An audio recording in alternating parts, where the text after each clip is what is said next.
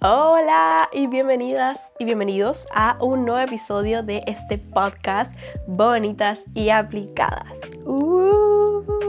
Hoy estamos en el episodio 6, ¿pueden creerlo? Episodio 6. Yo sé que se va a subir un poquito atrasado, lo siento por eso, pero tuvimos una semana intensa la semana pasada y me atrasé un poco. Pero el tema de hoy me tiene muy emocionada, que es mujeres en la teoría internacional. En el episodio pasado hablamos de teorías de relaciones internacionales. Si no lo vieron, vayan a verlo. No es necesario para ver este episodio, pero les da contexto. Y hoy, como un poco ligado a ese tema, vamos a ver dónde quedan las mujeres en la teoría de las relaciones internacionales. Creo que es un tema bastante interesante y bastante atingente, porque si bien no voy a hablar como específicamente de este tema en el video, creo que todo se relaciona un poco. Y es que lamentablemente anda casi que como un tren o una viralidad de que las mujeres no votemos y que se damos el voto a nuestro esposo. ¿A dónde la viste? Por favor, edúquense de la manera que puedan. Yo sé que no es gratis la educación en todas partes, yo sé que es un privilegio, pero si tienen acceso a lo que sea dentro del internet o no sé, nútranse de contenido que realmente las nutra a ustedes también como mujeres.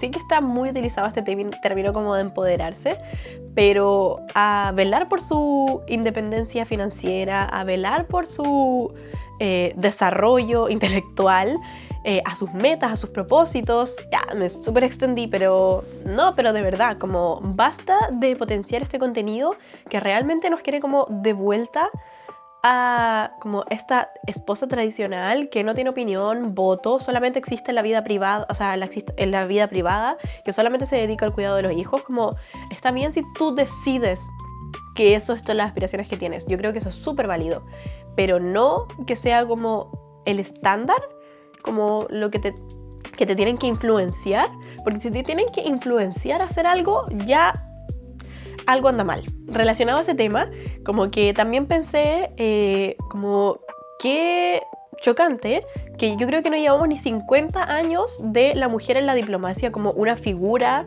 porque existen las mujeres en la diplomacia yo creo que hace mucho tiempo, pero que se considere como embajadoras mujeres, que se considere que es un problema que todos eran hombres, no lo sé, que se considere que era un problema que todos los teóricos de las relaciones internacionales eran hombres.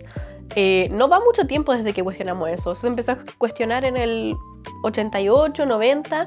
Entonces, como, no puede ser. No puede ser que no llevamos ni 100 años de voto en Latinoamérica, o al menos en Chile, y ya se esté cuestionando que no debemos votar. No.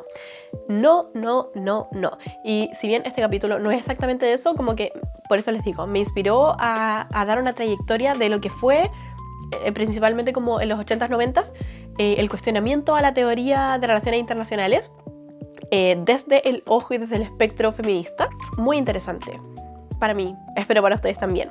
Y mientras nos hacemos este makeup look, y que no he explicado, estoy de nuevo en otro set. Perdón. Lo que pasa es que estoy de vacaciones, entonces yo de vacaciones ping pong, para todos lados me muevo, porque hay que aprovechar. También estuve en Brasil. Si les interesa ver como mi otro tipo de contenido más de lifestyle, pueden ir a ver los vlogs. Anduve por Brasil recorriendo, estuvo bien entretenido. Pero estoy en la casa de mi novio porque él vive también en otra ciudad. Yo vivo en Santiago, él vive en Viña, entonces lo vengo a ver. Y dije como, no, tengo que grabar. Como si espero que vuelva a Santiago, el capítulo no va a salir nunca. Y yo igual estoy comprometida con este podcast, creo que lo sepan.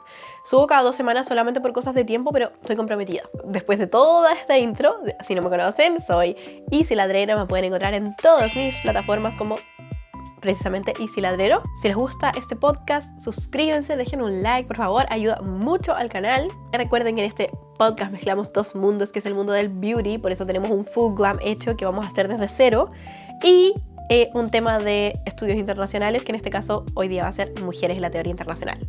Ahora sí, ¡vámonos!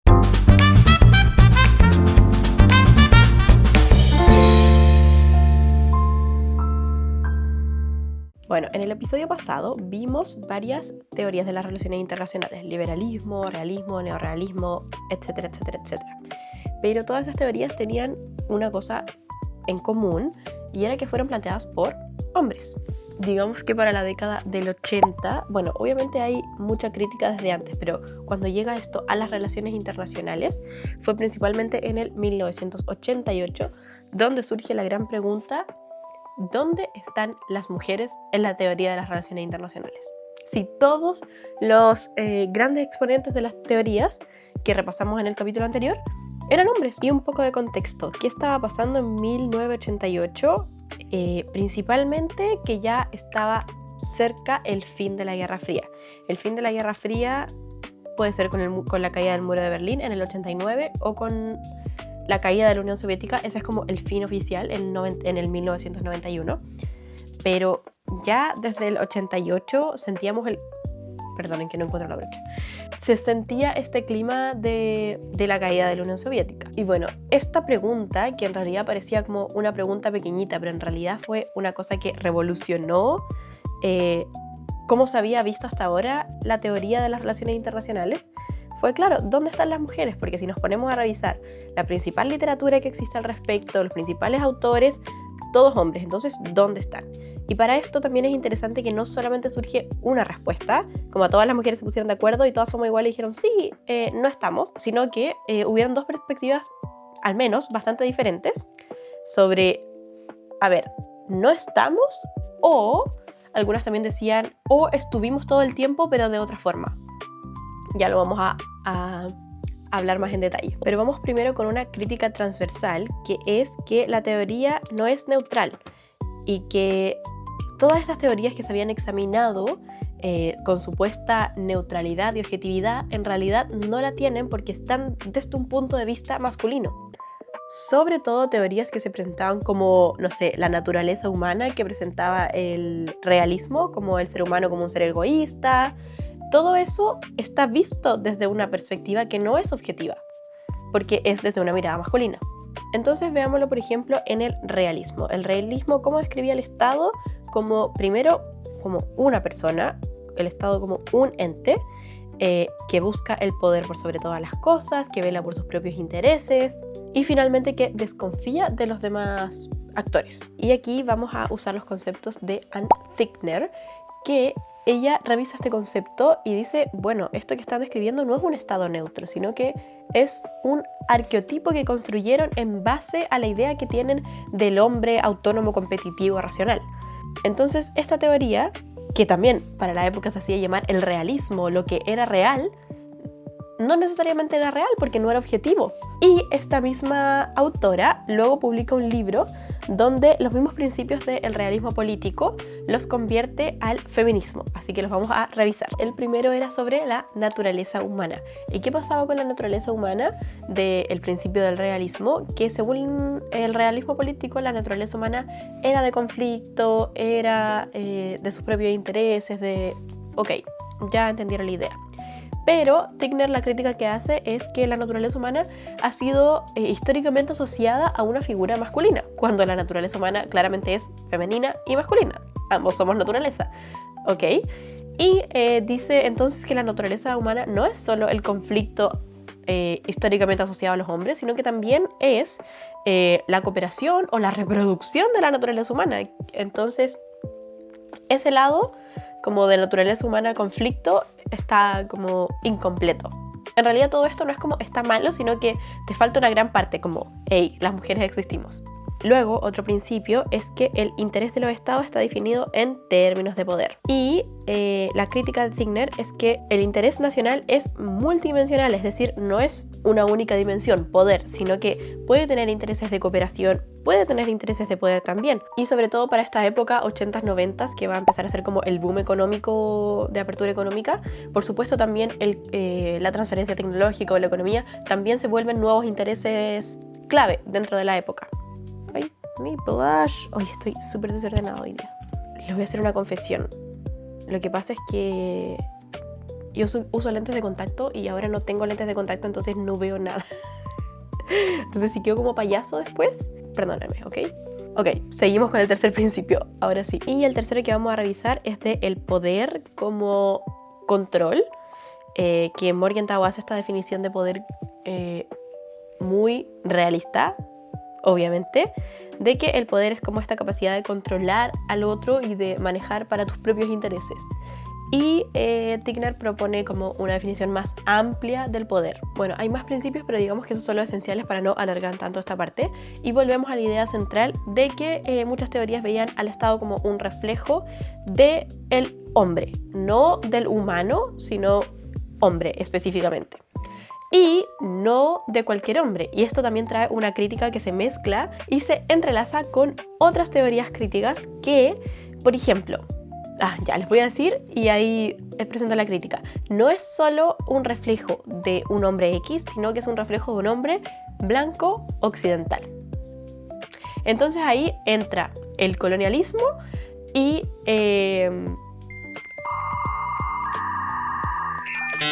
chiquillos, hoy día ando del eurocentrismo y por ende también el colonialismo, y cómo esas dos cosas formaron principalmente la disciplina y la teoría de relaciones internacionales que se conocía hasta el momento. Y bueno, yo les había dicho que habían dos formas de percibir la crítica feminista. Algunos decían, cuando salió esta pregunta de ¿dónde están las mujeres?, muchas decían no están, como faltan mujeres en los ministros de Relaciones Exteriores, faltan mujeres diplomáticas, no están. Porque también, por ejemplo, si ponemos una lista de embajadores como del 1990, ¿dónde están las mujeres? Pero una crítica que también, yo creo que ninguna, lo que les he dicho en todos estos capítulos, ninguna de las críticas es la correcta, pero siempre hay que nutrirse de todas y entenderlas todas. Y este punto de Cynthia Loe me gusta mucho. Tiene un libro que dice que no es que las mujeres no hayan estado, sino que siempre han estado, solo que su trabajo es invisible. Y, por ejemplo, reconoce el trabajo de esposas de diplomáticos o incluso como las primeras damas, esposas de presidentes, organizaban reuniones, movían como hilos, pero por detrás.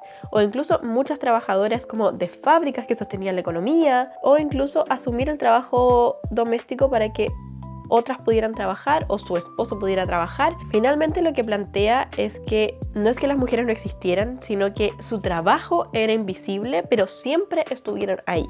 Ahora, ante eso vale también hacerse la pregunta, ¿es suficiente eso? ¿Es suficiente que mi trabajo sea invisible? No, pero creo que hasta este punto quizás se había visto como que, las mujeres nunca participaron, cuando eso es mentira. Hubieron y existieron muchas mujeres que hicieron muchas cosas por la teoría, por las relaciones internacionales, por la diplomacia, solo que su trabajo no era reconocido. Y creo que eso igual sacude un poco la teoría en ese momento. Ahora, ustedes pensarán que me veo como loca, pero tranquila, I have a vision, ¿ok? Bueno, y ella también, una de las frases célebres que ocupa es lo personal es internacional. Yo creo que sí o sí han escuchado lo personal es político, muy famoso en el feminismo de la segunda ola, pero ella propone como lo personal es internacional para llevarlo también un poco a la teoría de relaciones internacionales. Ok, ¿están viendo ya la visión un poco? Sí, ya se está difuminando, ya no parezco tan loca, ¿ok? Pero bueno, otra cosa es que obviamente el feminismo no es uno, hay muchas corrientes que plantean cosas diferentes, igual que las teorías, porque claro, no hay una forma solamente de pensar o de criticar las cosas desde la experiencia femenina, al igual que la teoría que va naciendo y se va alimentando del debate, lo mismo pasa con el feminismo. Por ejemplo, tenemos el feminismo radical, que plantea un poco que si todo lo que se conocía como objetivo hasta ahora es desde la perspectiva de un hombre, entonces falta revisar toda esa objetividad y lo que potencialmente va a revelar nuevas cosas, porque si se analiza ahora todo desde la perspectiva que no se había analizado, es decir, de la mujer, se van a encontrar realidades diferentes y objetividades diferentes. Pero por otro lado también tenemos, por ejemplo, el feminismo constructivista. ¿Se acuerdan del constructivismo? Que todo es socialmente construido. Ok, yo les dije ahí que el constructivismo no es como exclusivo de las relaciones internacionales, sino que se aplica a muchas más disciplinas. Y una de ellas es el feminismo. Y sostiene que el género es una construcción social. Entonces, la idea y la construcción de ser un hombre o ser una mujer es lo que moldea la experiencia también en la que se vive. Como hablábamos de la idea de lo que se cree que es la anarquía, como es lo que los estados actúan luego. Ok, lo mismo aplicado pero al género. Entonces no es como que el género, haciendo como la analogía de anarquía y género, no son cosas inamovibles creadas como una ley natural que tiene que darse sí o sí, sino que es socialmente construido y puede cambiarse. Y finalmente es lo que los estados, o en este caso humanos, hacen de este concepto. También buena idea, me gusta. También tenemos el feminismo postmodernista que busca como la destrucción de... No, destrucción es muy fuerte. Busca derribar el binarismo que existe para muchas cosas. El binarismo es como una cosa que tiene solo dos lados. Y en este caso, el ser un hombre y una mujer. Como que esas son las únicas dos experiencias que existen. Pero el binarismo no es solamente para el hombre y la mujer, sino que también se aplica como a lo público y lo privado, o a lo racional o a lo emocional. Si eres racional, no puedes ser emocional. Y también muchas de esas categorías son asociadas a un género. Por ejemplo, lo racional se asociaba al hombre y lo emocional a la mujer. Lo público asociado al hombre, lo privado a la mujer. Como que este binarismo al final no es solamente un binarismo que se aplica como independientemente de los otros, sino que normalmente está asociado a otros binarismos. Y bueno, hay muchos feminismos, pero yo creo que también hay otro que llega a romper dentro del propio feminismo, que ya es una crítica, y esto viene a ser como una crítica al propio feminismo, que dice como, ok, está muy bien las teorías de las que hablan, como realmente existe esa discriminación, pero ¿de qué mujeres están hablando? Porque las mujeres negras, pobres, tienen una experiencia muy diferente a la que están viviendo las personas que están planteando esta teoría. Entonces nace otra interseccionalidad del criterio de raza y clasismo en la teoría feminista, porque al final estas represiones funcionan en conjunto, no por separado. Hay una teoría que tiene que examinar cómo todas esas discriminaciones afectan a un grupo de personas. Entonces, en resumen, se populariza la interseccionalidad en el sentido de decir, las mujeres también tenemos diferencias de raza, de clase, de poder. Entonces, es necesario analizar cómo todas estas discriminaciones como que se van sumando. Bueno, me encantaría hacer otro episodio también hablando como más temas de feminismos, pero este es como más introductorio y de teoría. Pero de hecho, en alguna clase que tomé de como estudios feministas, hablaban que muchas mujeres negras incluso se sentían a veces más cercanas o más cómodas con un hombre que con una mujer blanca, porque es otro tipo de discriminación, porque salió mucho esta como tendencia en TikTok, no me acuerdo si vieron, que como preferirías como al hombre o al oso, y las mujeres principalmente blancas, es como no, el oso, pero salió este otro debate en otro lado de TikTok, y muchas mujeres negras contaban que preferirían estar con un hombre a una mujer blanca porque las hacían sentir muy incómodas. Bueno, ahí es como una serie de cosas que pueden ir a buscarlo y ver por sí mismas sus propios relatos. Yo no tengo para qué sobrecontarlos, pero es como para contarles un poco la situación. Y son discriminaciones que a veces uno no revisa lo suficiente y que son importantes de revisar. Bueno, y yo creo que un poco para ir cerrando el episodio de hoy, yo creo que es importante destacar que la teoría feminista no llega como una teoría como lo fue, no sé, el realismo o el neorrealismo, como, ok, tiene una época, pasó, sino que es una teoría que llega a poner ojo y abrir a cuestionar todas las nuevas teorías que vengan, porque es un factor que tiene que ser observado en toda nueva teoría que salga, o en toda teoría que pasó, para ver en qué nos equivocamos, qué nos faltó analizar. Y bueno, esto es transversal, pero recalcar la importancia del feminismo. Y no sé qué pasa en estos tiempos que da miedo decir que eres feminista. Recordarte que es mucho mejor ser una feminista imperfecta a que no te importe el feminismo. Porque como dijo la poderosísima Simone de Beauvoir, bastará una crisis religiosa, política, económica para que los derechos de las mujeres vuelvan a ser cuestionados. Así que no, stay feminist, stay strong. Hemos terminado por hoy.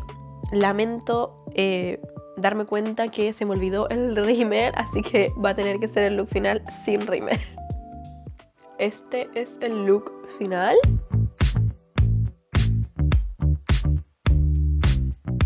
Ok, creo que para lo que teníamos y para lo que teníamos para trabajar aquí, que era bastante limitado, está bien. Y Si no, no importa, porque igual me gustan los temas que hablamos hoy. Espero hacer algún otro episodio hablando de feminismo. No sé, hay muchas cosas que hay para hablar. Si se animan, me pueden dejar en los comentarios cosas que les gustaría escuchar respecto al podcast de política internacional. No lo sé.